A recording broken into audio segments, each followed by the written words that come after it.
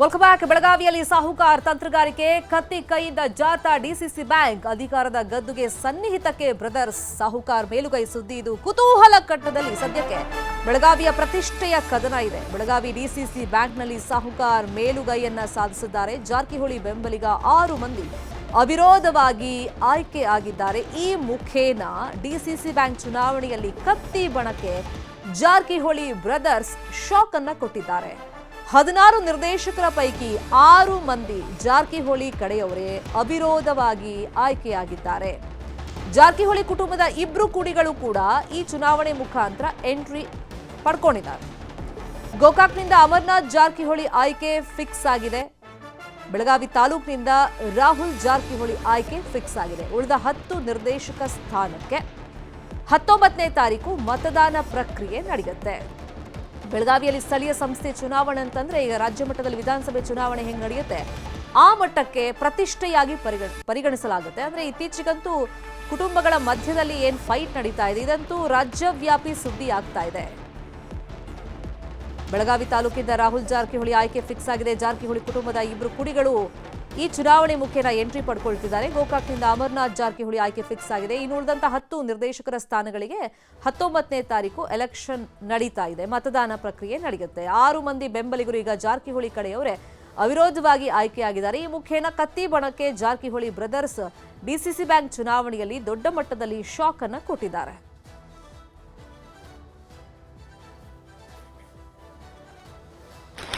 ಮೂಡಲ್ಗಿಂದ ನೀಲಕಂಠ ಕಪ್ಪಲಗುತ್ತಿ ಅವರು ಸ್ಪರ್ಧೆ ಮಾಡ್ತಾ ಇದ್ದಾರೆ.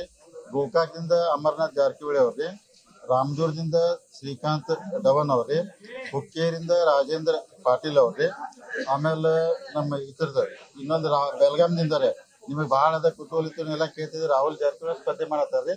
ಅದರ್ಸ್ ಇಂದ ಚಂದ್ರ ಜಟ್ಟಿಯೊಳಗೆ ಸ್ಪರ್ಧೆ ಮಾಡತ್ತಾರ. ಈಗ ಎಲ್ಲಾನು ನಾವು ಮೊದಲು ಅನ್ಕೊಂಡಂಗ ಮಾಡಿದ್ರ 6 ಜನ ಇವತ್ತು ಮನ್ನೇಳು 13 ಜನ ನಮ್ಮ ಪ್ಯಾನಲ್ ಇಟ್ಕೊಂಡು ನಾವು ಅಂದ್ರೆ ನಾಳೆ ಸ್ಕೂಟ್ನಿ ಮುಗಿದ ನಂತರ ಚುನಾವಣೆ ತಯಾರಿ ಮಾಡ್ಕೋತೀವಿ. 19ಕ್ಕೆ ನಮಗೆಲ್ಲ ಸಂಪೂರ್ಣವಾದ ವಿಶ್ವಾಸ ಇದೆ. ದೇವರ ಆಶೀರ್ವಾದದಿಂದ ಜನರ ಆಶೀರ್ವಾದ ನಮ್ಮ ಪ್ಯಾನಲ್ ಗೆದ್ದು ಡಿಸಿಸಿ ಬ್ಯಾಂಕ್ 5 ವರ್ಷ ಆಡಳಿತ ಸುಖ ನೀಡುತ್ತಂತ ಸಂಪೂರ್ಣವಾದಂತ ವಿಶ್ವಾಸ ಐತೆ. ಇವತ್ತು ಮೂಡಲ್ಗಿಂದ ನೀಲಕಂಠ ಕಪ್ಪಲಗುತ್ತಿ ಅವರು ಸ್ಪರ್ಧೆ ಮಾಡ್ತಾ ಇದ್ದಾರೆ. ಗೋಕಾಕ್ದಿಂದ ಅಮರನಾಥ್ ಜಾರಕಿಹೊಳಿ ಅವ್ರಿ, ರಾಮದುರ್ಗದಿಂದ ಶ್ರೀಕಾಂತ್ ಡವನ್ ಅವ್ರಿ, ಹುಕ್ಕೇರಿಂದ ರಾಜೇಂದ್ರ ಪಾಟೀಲ್ ಅವ್ರಿ, ಆಮೇಲೆ ನಮ್ಮ ಇತರದ ಇನ್ನೊಂದು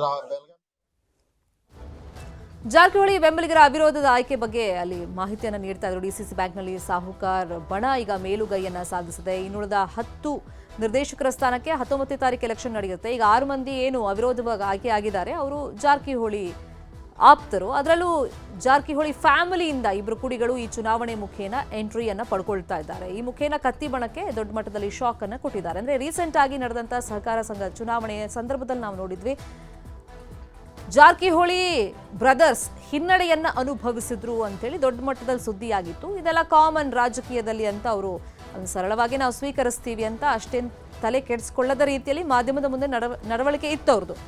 ಬಟ್ ಈ ಸತಿ ಡಿಸಿಸಿ ಬ್ಯಾಂಕ್ ಚುನಾವಣೆಯನ್ನ ಬಹಳ ಪ್ರತಿಷ್ಠೆಯಾಗಿ ಪರಿಗಣನೆಗೆ ತಗೊಂಡಂತ ಜಾರಕಿಹೊಳಿ ಬ್ರದರ್ಸ್ ಈಗ ಮೇಲುಗೈ ಸಾಧಿಸುವಲ್ಲಿ ಸಕ್ಸಸ್ ಆಗಿದ್ದಾರೆ.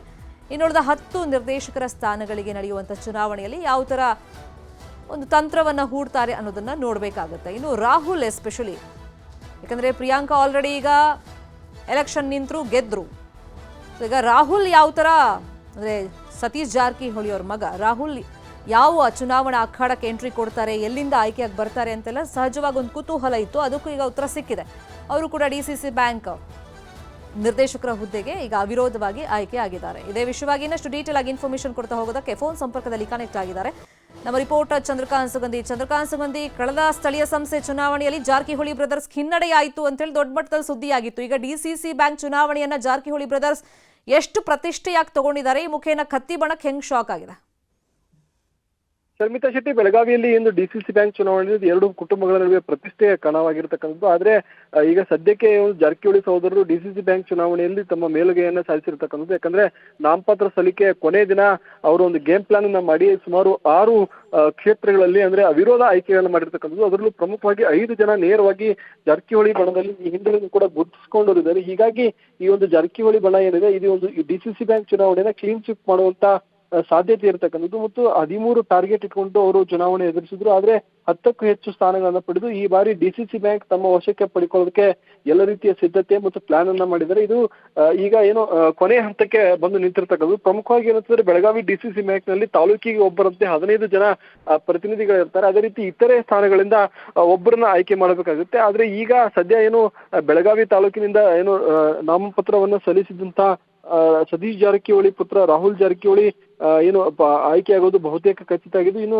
ಅಧಿಕೃತವಾಗಿ ಅವರ ಆಯ್ಕೆ ನಾಳೆ ನಡೆಯಲಿದೆ. ಯಾಕಂದ್ರೆ ಈಗ ನಾಮಪತ್ರವನ್ನ ಇವರೇ ಇನ್ನೊಬ್ಬರನ್ನ ನಾಮಪತ್ರವನ್ನ ಸಲ್ಲಿಕೆ ಮಾಡಿದ್ದು. ಅದು ಬಹುತೇಕವಾಗಿ ಸತೀಶ್ ಜಾರಕಿಹೊಳಿ ಪುತ್ರ ಅಲ್ಲಿ ಅವಿರೋಧವಾಗಿ ಆಯ್ಕೆ ಆಗ್ತಾರೆ. ಮತ್ತೊಂದು ಕಡೆ ಏನು ಗೋಕಾಕ್ನಿಂದ ಅಮರನಾಥ್ ಜಾರಕಿಹೊಳಿ ವಿರುದ್ಧ ಯಾರು ಕೂಡ ನಾಮಪತ್ರ ಸಲ್ಲಿಸಿದ ಹಿನ್ನೆಲೆಯಲ್ಲಿ ಅಮರನಾಥ್ ಜಾರಕಿಹೊಳಿ ಆಯ್ಕೆ ಕೂಡ ಬಹುತೇಕ ಖಚಿತ ಆಗಿರ್ತಕ್ಕಂಥದ್ದು. ಒಟ್ಟು 15 ಸ್ಥಾನಗಳ ಪೈಕಿ ಇವರು ಈಗ 6 ಸ್ಥಾನಗಳನ್ನ ಗೆದ್ದಿದ್ದಾರೆ. ಮತ್ತು ಗಣೇಶ್ ಹುಕ್ಕೇರಿಯು ಕೂಡ ಜಾರಕಿಹೊಳಿ ಬಣಕ್ಕೆ ಬೆಂಬಲ ಕೊಡುವಂತಹ ಸಾಧ್ಯತೆ ಇದೆ. ಇನ್ನು ಉಳಿದ ಸ್ಥಾನಗಳಿಗೆ ನಾಳೆ ನಾಡಿದ್ದು ಯಾರೆಲ್ಲ ನಾಮಪತ್ರ ವಾಪಸ್ ಪಡಿತಾರೆ ಮತ್ತು ಎಲ್ಲಿ ಕ್ಷೇತ್ರಗಳಲ್ಲಿ ಚುನಾವಣೆ ನಡೆದಿದೆ ಅಂತಕ್ಕಂಥದ್ದು ಸೋಮವಾರ ಮಧ್ಯಾಹ್ನ ನಾಮಪತ್ರ ವಾಪಸ್ ಪಡೆದ ಬಳಿಕ ಸ್ಪಷ್ಟವಾಗಿ ಗೊತ್ತಾಗಲಿದೆ. Sharmita Shetty. Fine, thank you Chandrakant Sugandhi.